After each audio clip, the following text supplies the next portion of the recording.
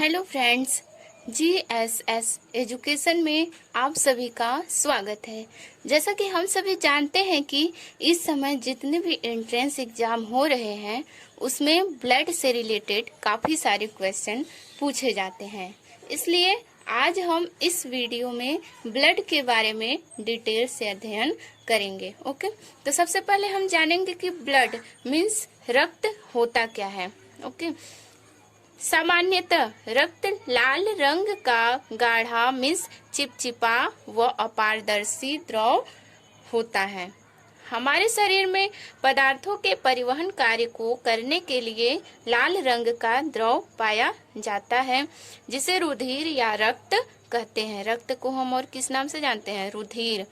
रक्त एक तरल संयोजी ऊतक है। रक्त एक तरल संयोजी ऊतक है। अब यहाँ पे देखिए, संयोजी ऊतक मीन्स कनेक्टिव टिश्यू क्या होता है?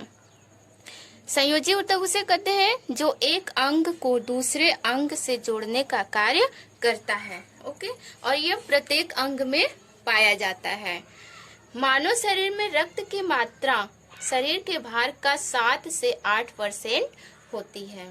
मानव शरीर में रक्त की मात्रा शरीर के भार का 7 से 8% होती है। महिलाओं में पुरुषों की तुलना में आधा लीटर मीन्स 1/2 लीटर रक्त कम होता है। रक्त का अध्ययन हीमेटोलॉजी कहलाता है। रक्त में लौह धातु मीन्स आयरन धातु पाई जाती है। रक्त एक क्षारीय विलयन है जिसका पीएच मान 7.4 होता है। अब यहाँ पे देखिए, पीएच मान क्या होता है? पीएच मान उसे कहते हैं जिस पीएच मान एक पैमाना है जिससे हमें किसी भी पदार्थ की प्रकृति ज्ञात होती है। जैसे अगर किसी भी पदार्थ का पीएच मान 7 है तो वो उदासीन होता है। किसी भी पदार्थ का पीएच मान 7 से अधिक है तो वो क्षारीय होता है, और किसी भी पदार्थ का पीएच मान 7 से कम है तो वो अम्लीय होता है। तो यहाँ पे देखिए, जो हमारा ब्लड है वो कैसा विलयन है? क्षारीय विलयन है, क्योंकि इसका पीएच मान 7 से अधिक है मीन्स 7.4 है। ठीक है, अब देखिए, अब हम जानेंगे रक्त का संगठन means composition of blood. Blood का कंपोजिशन किस तरह से है? तो ब्लड को 2 पार्ट में डिवाइड किया गया है। पहला है प्लाज्मा और दूसरा है ब्लड सेल्स मीन्स प्लाज्मा और रक्त कणिकाएं।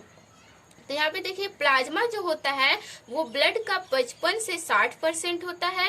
ओके, और जो ब्लड सेल्स होता है वो ब्लड का 40 से 50% होता है। तो सबसे पहले हम जानेंगे प्लाज्मा के बारे में। तो प्लाज्मा जो होता है, प्लाज्मा का 90% जो होता है वो जल होता है, और 10% जो होता है कार्बनिक तथा अकार्बनिक होता है। ओके, तो यहाँ पे देखिए, अब जो फाइब्रिनोजन, ग्लोबुलिन तथा एल्बुमिन ये क्या है? प्रोटीन है जो कि प्लाज्मा में पाई जाती है। ये प्लाज्मा में पाई जाने वाली मुख्य प्रोटीन है। तो यहाँ पे फाइब्रिनोजन का कार्य क्या है? ये रक्त को थक्का बनाने में मदद करता है। और ग्लोबुलिन क्या करता है?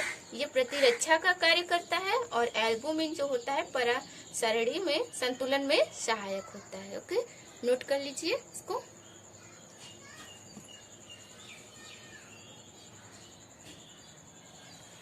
हो गया? ओके, अब देखिए, जो प्लाज्मा में पाए जाने वाले प्रोटीन की मात्रा 6 से 8% तक होती है। जो प्लाज्मा में पाए जाने वाले प्रोटीन की मात्रा वो 6 से 8% होती है। प्लाज्मा रक्त को तरल रूप में बनाए रखने का कार्य करता है। इसी कारण रक्त तरल संयोजी ऊतक कहलाता है। मैं पहले ही आपको संयोजी ऊतक के बारे में बता चुकी हूँ। अब देखिए, जब प्लाज्मा में से फाइब्रिनोजन नामक प्रोटीन निकाल दी जाती है तो शेष प्लाज्मा सीरम कहलाती है। प्लाज्मा में जो फाइब्रिनोजन प्रोटीन होता है उसमें से जब निकाल दिया जाता है तो जो शेष प्लाज्मा होता है वो क्या कहलाता है? सीरम कहलाता है। जैसे यहाँ पे देखिए, serum is equal to plasma minus clotting factor means plasma में से हम माइनस क्या कर रहे हैं? Clotting factor. और यहाँ पे क्लॉटिंग फैक्टर क्या है? फाइब्रिनोजन है। इसी को जब हम फाइब्रिनोजन को जब हम निकाल देते हैं प्लाज्मा में से तो जो शेष प्लाज्मा बचता है वो क्या कहलाता है? सीरम। अब देखिए, प्लाज्मा का कार्य क्या है मीन्स फंक्शन ऑफ प्लाज्मा। पचे हुए भोजन एवं हार्मोन का शरीर में संवहन प्लाज्मा के द्वारा ही होता है। जो पचा हुआ भोजन होता है और हार्मोन जो होता है उनका ट्रांसफर हमारे शरीर में किसके द्वारा होता है? प्लाज्मा के द्वारा होता है। ओके, अब हम ब्लड का दूसरा पार्ट पढ़ेंगे। ब्लड का दूसरा पार्ट है वो ब्लड सेल्स है। तो ब्लड सेल्स को 3 पार्ट में डिवाइड किया गया है।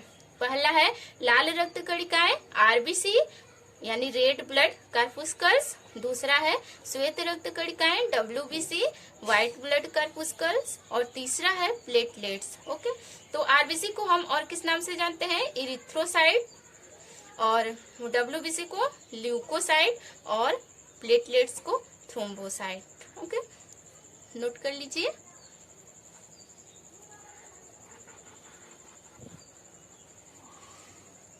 हो गया।